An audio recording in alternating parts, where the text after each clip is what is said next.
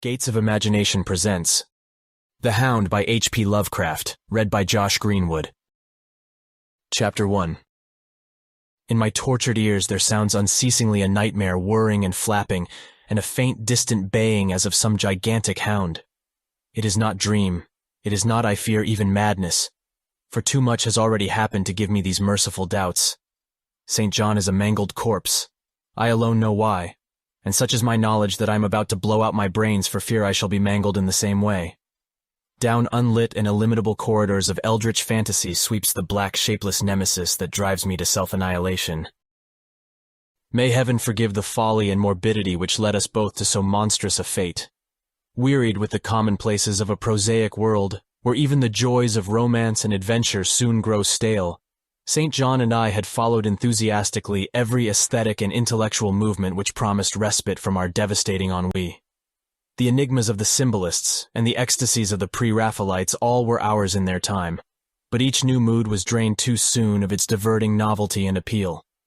Only the somber philosophy of the decadents could hold us, and this we found potent only by increasing gradually the depth and diabolism of our penetrations. Baudelaire and Huysmans were soon exhausted of thrills, till finally there remained for us only the more direct stimuli of unnatural personal experiences and adventures. It was this frightful emotional need which led us eventually to that detestable course, which even in my present fear I mention with shame and timidity, that hideous extremity of human outrage, the abhorred practice of grave robbing. I cannot reveal the details of our shocking expeditions, or catalogue even partly the worst of the trophies adorning the nameless museum we prepared in the great stone house where we jointly dwelt, alone and servantless. Our museum was a blasphemous, unthinkable place, where with the satanic taste of neurotic virtuosi, we had assembled an universe of terror and decay to excite our jaded sensibilities.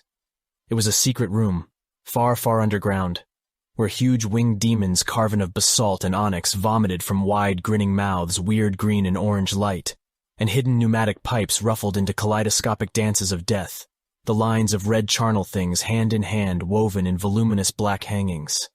Through these pipes came at will the odors our moods most craved, sometimes the scent of pale funeral lilies, sometimes the narcotic incense of imagined eastern shrines of the kingly dead, and sometimes, how I shudder to recall it, the frightful soul-upheaving stenches of the uncovered grave. Around the walls of this repellent chamber were cases of antique mummies, alternating with comely, lifelike bodies perfectly stuffed and cured by the taxidermist's art, and with headstones snatched from the oldest churchyards of the world. Niches here and there contained skulls of all shapes, and heads preserved in various stages of dissolution. There one might find the rotting, bald pates of famous noblemen, and the fresh and radiantly golden heads of new-buried children. Statues and paintings there were, all of fiendish subjects, and some executed by St. John and myself. A locked portfolio, bound in tanned human skin, held certain unknown and unnameable drawings, which it was rumored Goya had perpetrated, but dared not acknowledge. There were nauseous musical instruments, stringed brass and woodwind, on which St. John and I sometimes produced dissonances of exquisite morbidity and cacodemoniacal ghastliness, whilst in a multitude of inlaid ebony cabinets reposed the most incredible and unimaginable variety of tomb loot ever assembled by human madness and perversity. It is of this loot in particular that I must not speak. Thank God I had the courage to destroy it long before I thought of destroying myself.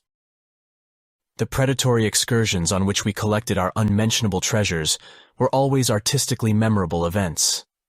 We were no vulgar ghouls, but worked only under certain conditions of mood, landscape, environment, weather, season, and moonlight. These pastimes were to us the most exquisite form of aesthetic expression, and we gave their details a fastidious technical care.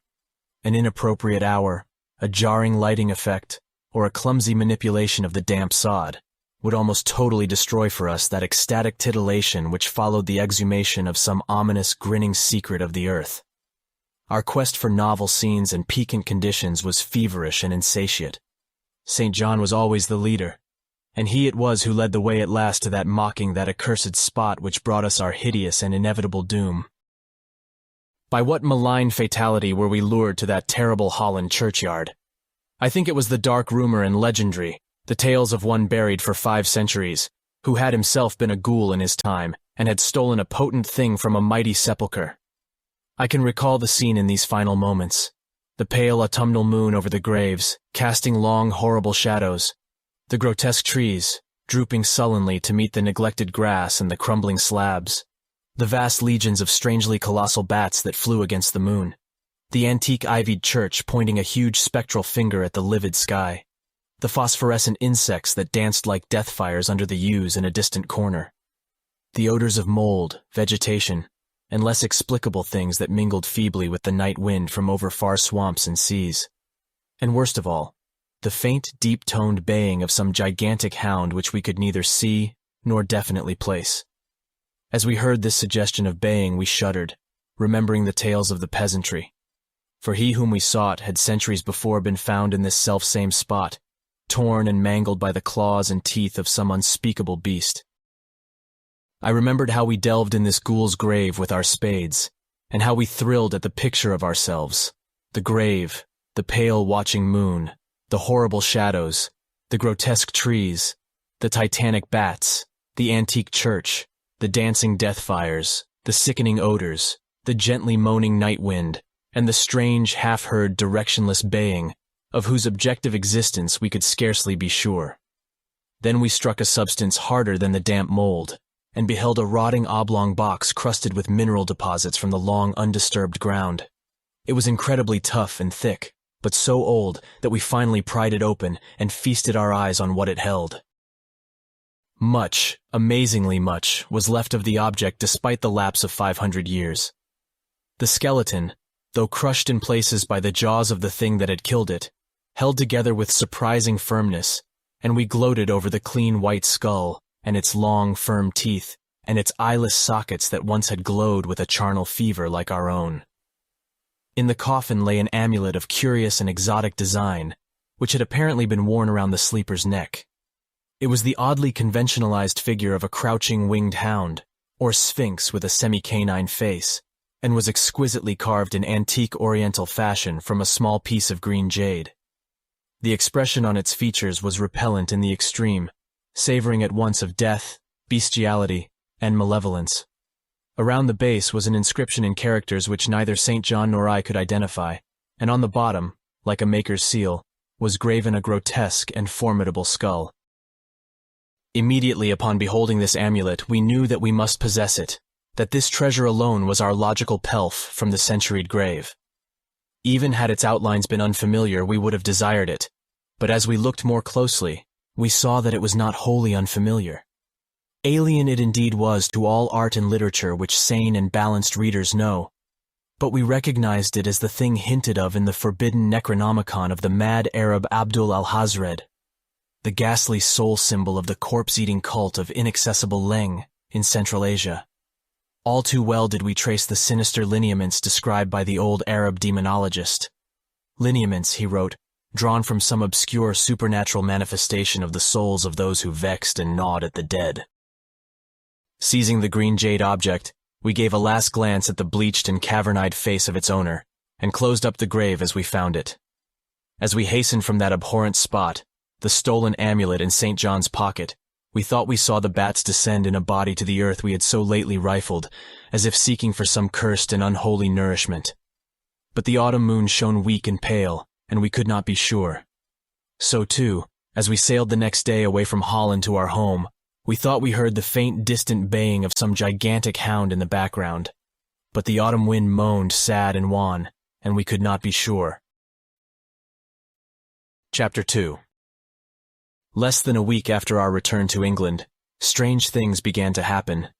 We lived as recluses, devoid of friends, alone, and without servants in a few rooms of an ancient manor house on a bleak and unfrequented moor, so that our doors were seldom disturbed by the knock of the visitor. Now, however, we were troubled by what seemed to be frequent fumblings in the night, not only around the doors, but around the windows also, upper as well as lower. Once we fancied that a large, opaque body darkened the library window when the moon was shining against it, and another time we thought we heard a whirring or flapping sound not far off. On each occasion investigation revealed nothing, and we began to ascribe the occurrences to imagination alone, that same curiously disturbed imagination, which still prolonged in our ears the faint far baying we thought we had heard in the Holland churchyard. The jade amulet now reposed in a niche in our museum, and sometimes we burned strangely scented candles before it.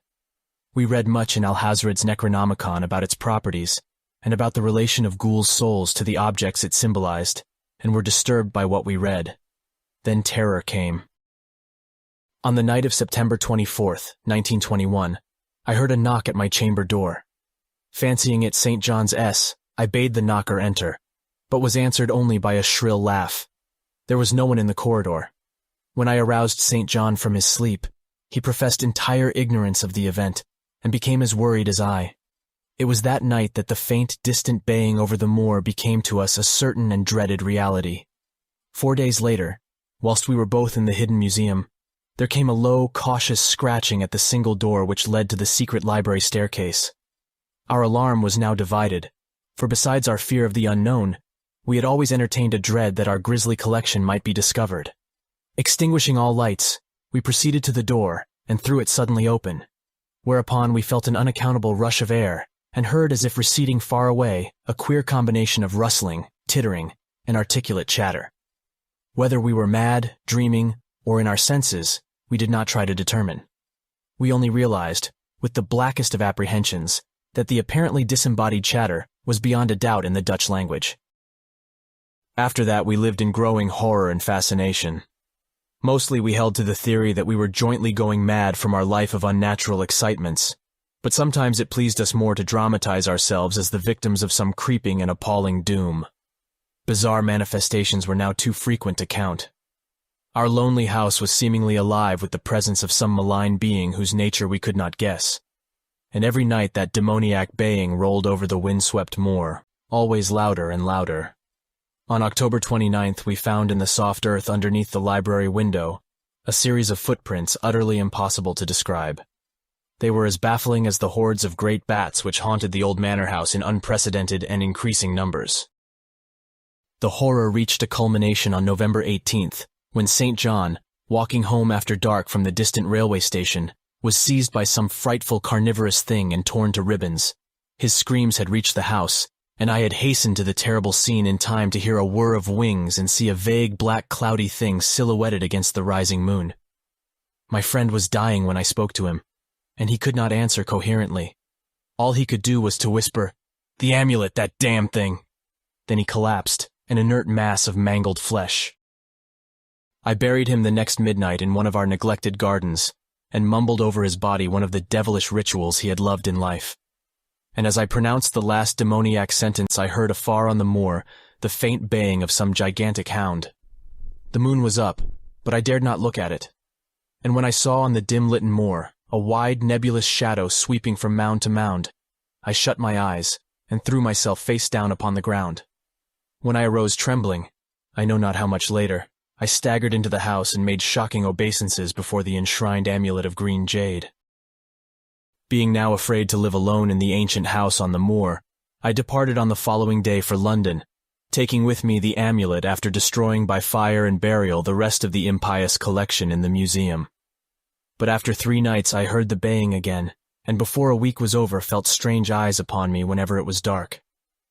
One evening, as I strolled on Victoria Embankment for some needed air, I saw a black shape obscure one of the reflections of the lamps in the water. A wind stronger than the night wind rushed by, and I knew that what had befallen St. John must soon befall me. The next day I carefully wrapped the green jade amulet and sailed for Holland. What mercy I might gain by returning the thing to its silent, sleeping owner I knew not, but I felt that I must at least try any step conceivably logical. What the hound was, and why it pursued me, were questions still vague, but I had first heard the baying in that ancient churchyard, and every subsequent event, including St. John's dying whisper, had served to connect the curse with the stealing of the amulet. Accordingly, I sank into the nethermost abysses of despair when, at an inn in Rotterdam, I discovered that thieves had despoiled me of this sole means of salvation. The baying was loud that evening, and in the morning I read of a nameless deed in the vilest quarter of the city. The rabble were in terror, for upon an evil tenement had fallen a red death beyond the foulest previous crime of the neighborhood. In a squalid thieves' den, an entire family had been torn to shreds by an unknown thing which left no trace, and those around had heard all night above the usual clamor of drunken voices, a faint, deep, insistent note, as of a gigantic hound. So at last I stood again in that unwholesome churchyard, where a pale winter moon cast hideous shadows, and leafless trees drooped sullenly to meet the withered, frosty grass and cracking slabs, and the ivied church pointed a jeering finger at the unfriendly sky, and the night wind howled maniacally from over frozen swamps and frigid seas. The baying was very faint now, and it ceased altogether as I approached the ancient grave I had once violated, and frightened away an abnormally large horde of bats which had been hovering curiously around it. I know not why I went thither unless to pray, or gibber out insane pleas and apologies to the calm white thing that lay within. But whatever my reason, I attacked the half-frozen sod with a desperation partly mine, and partly that of a dominating will outside myself. Excavation was much easier than I expected, though at one point I encountered a queer interruption, when a lean vulture darted down out of the cold sky and pecked frantically at the grave earth until I killed him with a blow of my spade. Finally, I reached the rotting oblong box and removed the damp nitrous cover. This is the last rational act I ever performed. For crouched within that centuried coffin, embraced by a close-packed nightmare retinue of huge, sinewy, sleeping bats, was the bony thing my friend and I had robbed, not clean and placid as we had seen it then, but covered with caked blood and shreds of alien flesh and hair, and leering sentiently at me with phosphorescent sockets and sharp ensanguined fangs yawning twistedly in mockery of my inevitable doom. And when it gave from those grinning jaws a deep, sardonic bay as of some gigantic hound, and I saw that it held in its gory, filthy claw the lost and fateful amulet of green jade, I merely screamed and ran away idiotically, my screams soon dissolving into peals of hysterical laughter. Madness rides the star wind, claws and teeth sharpened on centuries of corpses, dripping death astride a bacchanale of bats from night-black ruins of buried temples of Belial. Now, as the baying of that dead, fleshless monstrosity grows louder and louder, and the stealthy whirring and flapping of those accursed web wings circles closer and closer, I shall seek with my revolver the oblivion which is my only refuge from the unnamed and unnameable.